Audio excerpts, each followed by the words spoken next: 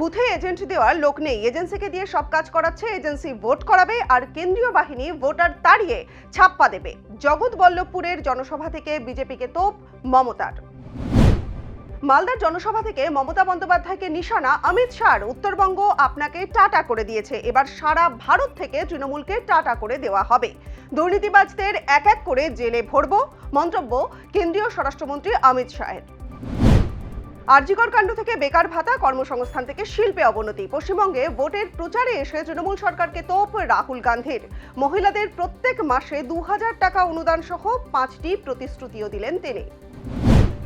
মোথাবাড়ি কাণ্ডে আদালতে চাঞ্চল্যকর দাবি এনআইএর। পরিকল্পনা করেই বিডিও অফিস থেকে বেরোনোর রাস্তা বন্ধ করে রাখা হয়েছিল। বিক্ষোভ চালানোর জন্য আনা হয়েছিল কয়েকজন ডিলিটেড ভোটার এবং বিএলএকে। হুমকি দিয়ে তাদের নিয়ে আসে আইএসএফ পঞ্চায়েত সদস্য গোলাম রাব্বানি, এমনটাই দাবি এনআইএর।